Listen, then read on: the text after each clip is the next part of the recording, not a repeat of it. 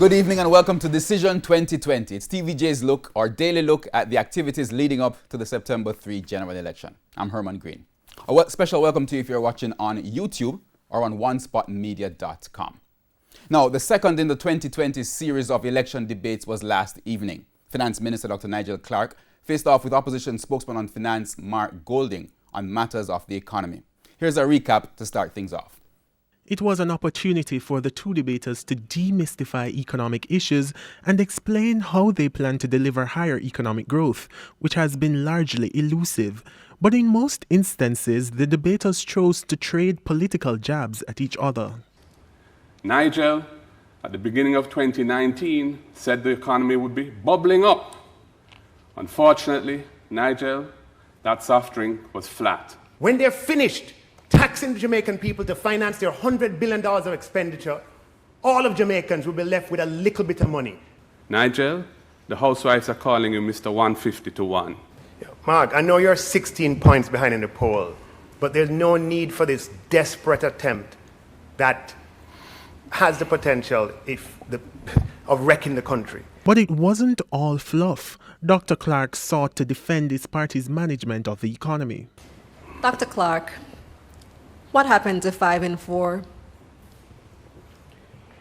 Thank you for that question, Kalila. What is the purpose of economic growth? Growth is a means to an end. We have achieved the ends for which our targets have been set. Mr. Golding also took a reality check, admitting that some of the ideas in his party's manifesto may be delayed until conditions are more favorable. Given the COVID-19 pandemic and the accompanying economic recession, it may be difficult to fund all the promises your party has made in the manifesto. Now, which projects would be prioritized if your party should form the next government, and why? We will have to phase, given the economic realities that the country is faced with, we will have to phase the implementation of the pledges that we have made in a way that makes sense. The ones that we would like to front end are the ones that will stimulate the economy and also strengthen the social safety net. Now, joining us to share their thoughts on last night's debates are communication strategist Roger Danvers. We have youth advocates Montel Hill and Christina Williams. And of course, you can also join the discussion by using the hashtag Decision2020JA. Okay, first things first. Let me start with you, Christina. Lady before gentlemen, huh? You saw the debate last evening. Who would you say won?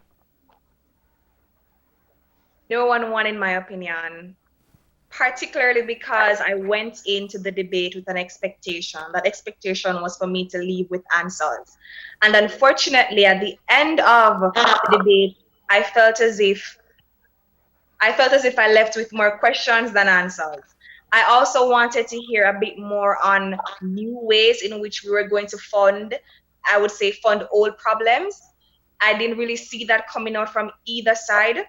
Yes, I saw where Mark Golding attempted to explain utilizing the expenditure model as a way, and he mentioned the consolidated fund as ways in which he would fund the initiatives of the PNP. But I wanted to hear more. I wanted him to elaborate. On the other side, for Dr. Clarke, I never really heard an answer to that at all. So I left with more questions than answers, and because the main reason for me to watch the debates is to leave very clear on the manifesto points, as well as the timelines and the wherewithal of how they will execute. When that is not achieved by either side of the party, I have to say that neither side would have been effective in delivering. So hence my response, no winner. Okay, all right, let me ask you, Montel, would you say the same thing, or do you have a clear winner? Nigel Clarke was a clear winner of the debate, in my estimation. Quickly, why? Why? Because when you're going into a debate is about you being able to argue confidently and convincingly your points in a clear manner that will get the support of the public, one, that would make people believe in what you're saying, two, and that really covers a great portion of what you have set out to do to convince people to vote for your party. And I think that Nigel did that from the onset. He was very strong. He defended and counter-argued effectively, answered tough questions as well in an effective manner, although some persons may not agree that the answers were sufficient, but it was convincing enough. And he ended on the note by talking about the present conditions, what he would do for the future, and also encouraging persons to vote for his party and understand him and his party in challenging times. So in your mind, no doubt, Nigel was the winner. I think he was the winner. All right, Rajay, what do you say? Well, I think the conversation should be really about substance and style. Well, in delivering the substance, who came out on top? Well, I wouldn't say there was a clear winner. I'd say, though, I disagree strongly with Montel when he said, well, Mr. Clark, was convincing. We saw a lot of dodging more than convincing. And I agree with Christina when she made the point to the effect that we really left with more questions than answers. What I can say, Mark Golding to me was the realist in the situation. And I saw the political jabs, of course, and the witty comments more so from Mr. Clark as perhaps distractions from what really we should really be hearing. So, and in communications too, we have to ask ourselves, I believe the conversation was so high, I don't even think the average man could understand. So I want to know who they're communicating to. Maybe it's just Montel. All right. So it sounds like you have a winner in mind nonetheless, even though you're saying that you don't want to pick a winner. But all right, what you saw, the issues that were addressed there, would you say it was sufficient, or what would you have wanted to see come out in the debate then? I wanted to hear clearly how the average man can get a bus, right? I wanted to understand clearly how the average man through the COVID-19 crisis can advance. I wanted to hear about the realities after September 3, the next week after September 3, what can the realities be for the Jamaican people? And that wasn't forthcoming, Herman. All right. Do you agree with that, Montel? What you said there was a clear winner, he delivered all the information. Was there anything that was left out? Do you think they covered all the topics? I didn't say all the information. However, you see, Herman, when we're talking economic issues in Jamaica, most of the population would not understand. The population by large understand social issues. They understand that hospitals need more facilities. They understand that schools need more facilities. They understand that we need more roads, we need more community development, we need water. People are easy to understand those positions and those points. But when we start to speak hard economics now, when we're going to speak about macroeconomics and microeconomics, and we're going to speak about benchmarks and economic development, people don't understand the fullness of it. So do you think, let me ask you this. Do you think it would have been, the onus would have been on them to break it down so that the average man understands? You see, in our stage of development as a society, if we are not educated enough, no matter how an economic policy is explained, there will always be room for confusion because you're in a two-party system. So parties can skew results and skew data to suit their own agenda. So you have to be a critical thinker. You have to be educated enough in order to digest, to pull sense out of nonsense. And Jamaica is not at that stage of development, not at this time, probably in the future. To pull sense out of nonsense. So they really gave nonsense last night. That's what he's saying then, to pull sense out of nonsense. They gave nonsense last night, which is my point. No, that's not nonsense. I would not say it's nonsense. I wouldn't say it's nonsense. It may not appease certain persons. It may not appeal to certain persons. However, when you're going into a debate, as I said, a debate is about putting forward strong arguments and counter arguments. Now, if we compare both persons, clearly there was somebody who countered arguments better put forward strong positions, was more confident, the energy level was more, close the debate well and open the debate well, it was clear. All right, Christine, I want to ask you this one then. You basically say you didn't get what you wanted, but tell me, what were some of the strengths and weaknesses of both the debaters? Christina. Okay, so I agree with Montel in the point of, well, on the point rather of Nigel, Dr. Clark having both a strong opening and a strong closing. And that was something that I openly tweeted, right? And there was even a point when I said that Mark needed to wake up because he had a very slow start, and he admitted it himself with what he tweeted last night. So I could see more consistency in terms of Dr. Clark maintaining a particular pace right through it. As I am using Montel's word, the energy, he maintained it throughout, right? So I give that particular strength towards Dr. Clark. For Mark now, what I like about Mark, where there are a number of instances where I saw where he attempted to break down the information, where it be more digestible, where you could, right. But that is the point we're trying to make, Montel, is that if the debate was about economics, they would keep the debate up at UWI with just Dr. Damian King and those economic specialists to be there to judge. The debate was held in an open forum because it was meant for us as people, and it was meant for the average man to vote. So don't tell me that I'm worthy of voting for you, right? Or you are deserving of my vote as an average man, but I'm not educated enough to understand the policy that you're bringing forward to me. Of course, there will be moments when they will bring up different aspects of, I can admit that, where it will be a little bit over your head. And I can admit it, even though I would say I'm an informed young person who speaks for young people. There were points when I never understood, but there were too many of those points. I felt there were a lot more instances where they could have broken it down. And just to quickly add as well, persons were saying that they needed more time to answer the questions. Exactly. It's arguable though, Montel. It's arguable. They didn't have time to break down. They didn't have time to break that down.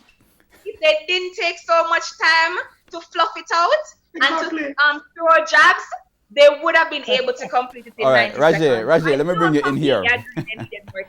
Let me bring you in here, Rajay. All right, basically, the debate could possibly have gone over most person's head, possibly. But would you say, young people in general, do you think, because we always have youth apathy as it relates to voting, would you say the debate appealed to the younger generation, younger voters?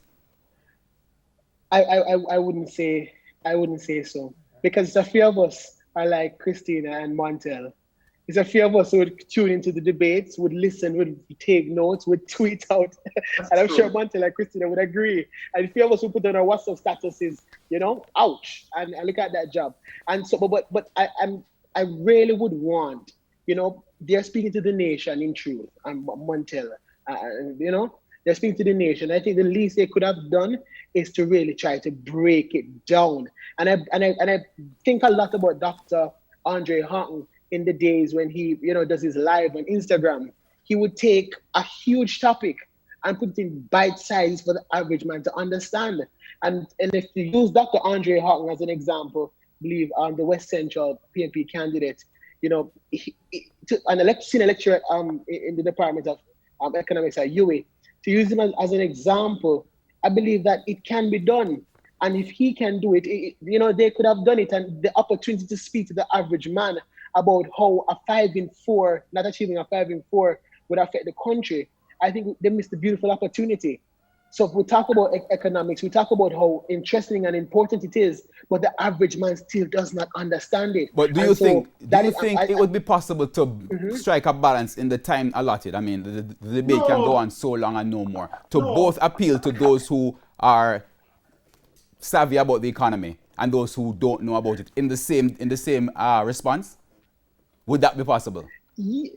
Yeah, I would agree with Christina that, had they less in the political jobs for us, they would have had the opportunities to think about some more, well, how can I put it? No. To extend their language for the average man. Okay. But I mean, they're both intellects, though. We have to remember that they're both intellects, both on the top of their game in their individual pursuits. And so you wouldn't expect them to be going that deep, so far to the ground with their language. Because, what is a PhD? What is an accomplished banker and lawyer? So, you can't really knock them. They are the nerds in the class. All right, Raji, I'm going to start with you. We're almost out of time for this segment, but quickly. So social issues is gone, the economy is gone. The next debate coming up is the leadership debate. What are you expecting come tomorrow?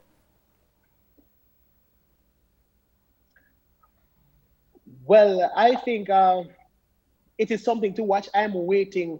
I'm excited about it because this is where we actually see that we're looking for. I'm personally looking for the whole idea of perhaps substance over hype or age or over experience. I am just excited about this more than ever because it is where bro God will come and the doctor, the PhD will meet.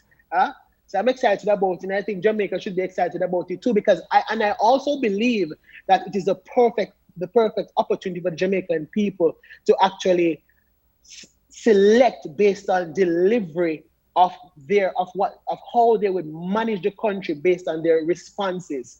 So I think it's something to look forward to, and I'm excited about it. All right, Montel, I'll go to you next. Your expectations for tomorrow?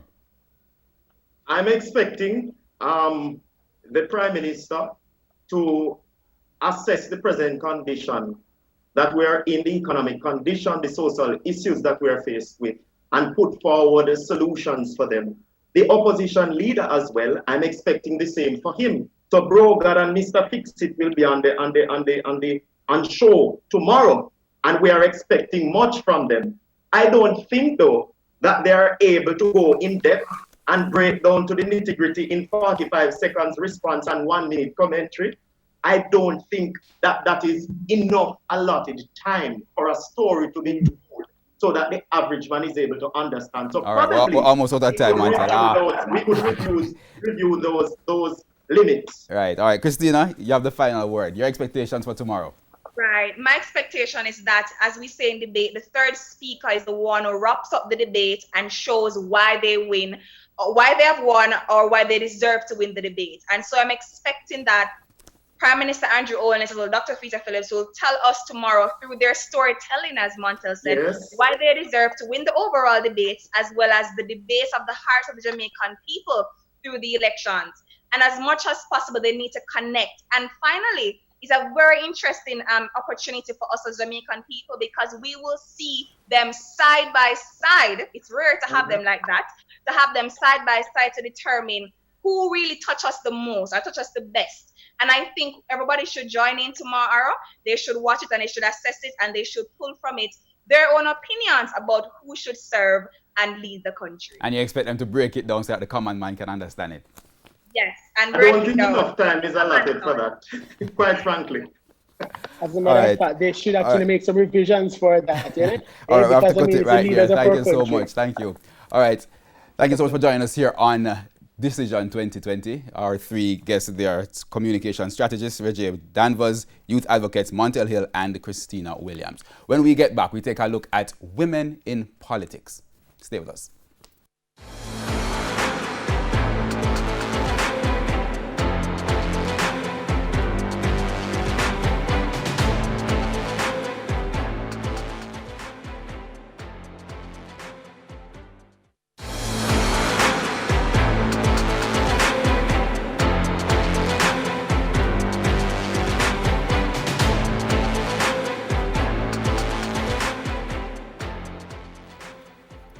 Welcome back to Decision 2020. We're looking at events leading up to the September 3 general election.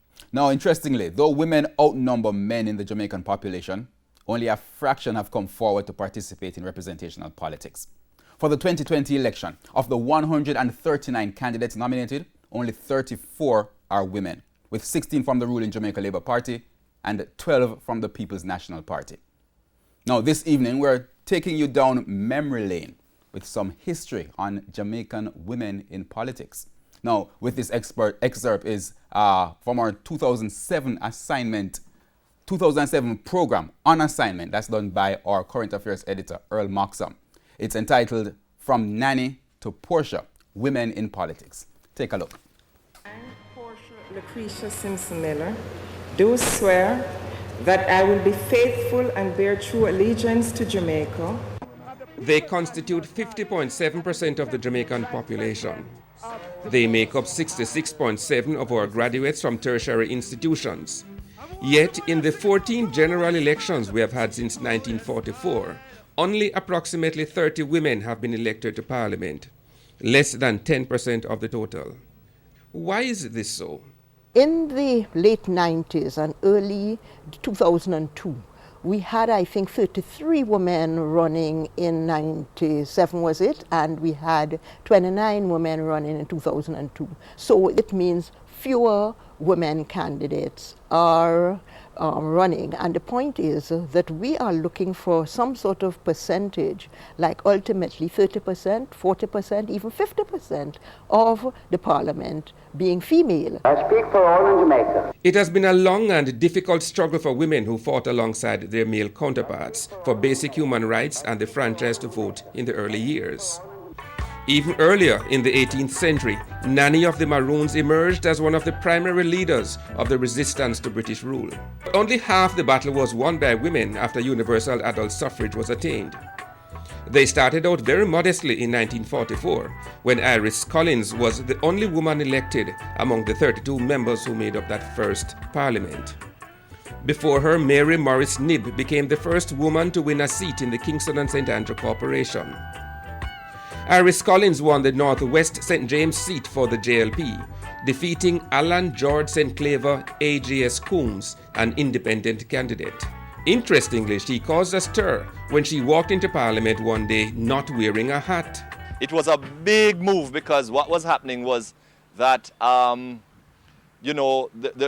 women, to be fair, well, the men were forced to wear suits, yes, and that was pretty hot.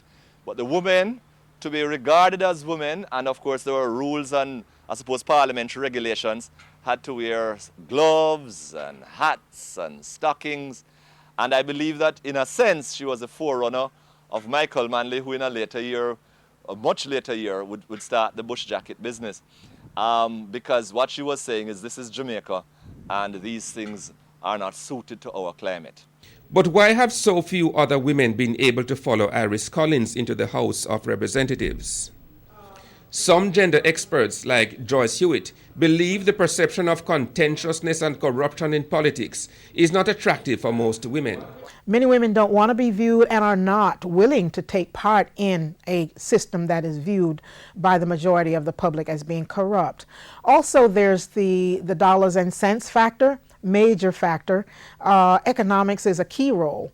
I can remember several years ago, as a matter of fact, the Political Caucus, one of our sister organizations in Awoja, actually funded the campaigns. I mean, they didn't bankroll it, but they funded a certain amount of money for the women to even sign up to at least get the initial start in a campaign.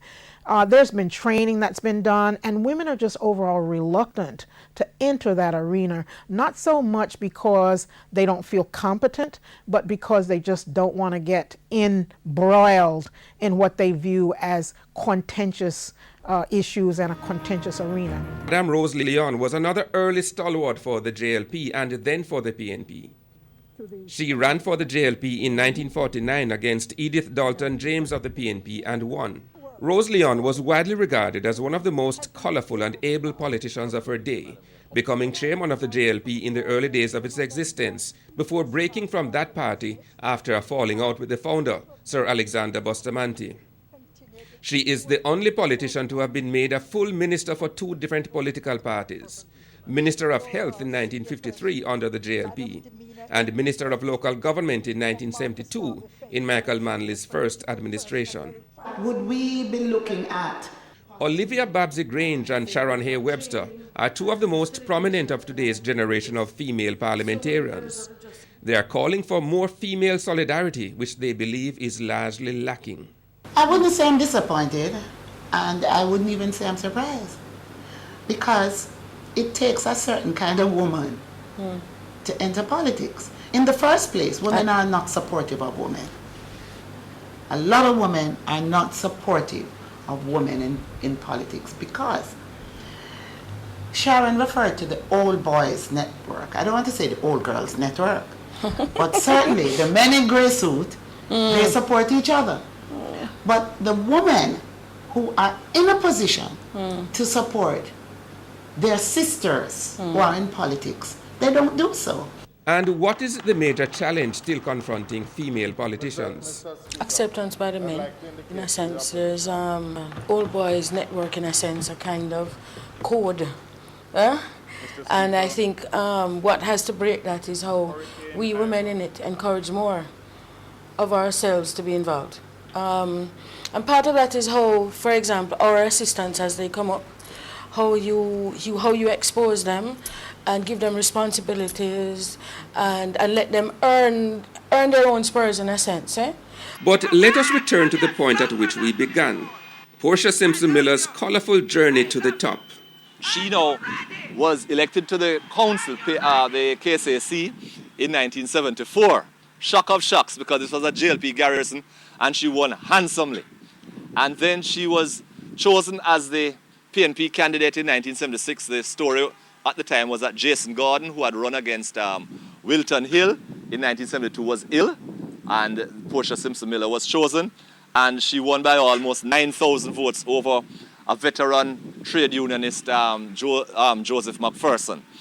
And then she continued winning in 1980 by a larger margin. 83, the PNP did not contest. And then in 1989 onwards, the other candidate has always gotten less than 1,000 votes, sometimes less than 200.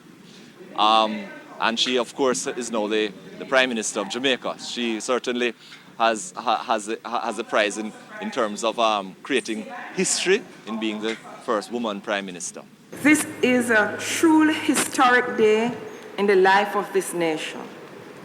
A girl from Woodall in deep rural St. Catherine has become Prime Minister of Jamaica. Now, back to the future. What's in store for women in representational politics in Jamaica? I would say we're still at a low level, so there's tremendous potential for going further. When I say we are still at a low level, I think our average is in the region of 12%, 15%, of all people in the governance structure are female. That's low compared with countries that have reached 30%, 40%. So to me, the only way is up. And should more women be appointed to the Senate? There's no reason why they shouldn't. I've heard many women in the society speak about this, this traditional little two token women from on each side. I'm not sure if it's still true. You have to keep, looking at the composition of the Senate. But I think it's something mostly from the 1960s. We've had this two token women. There's no reason why you should not have more.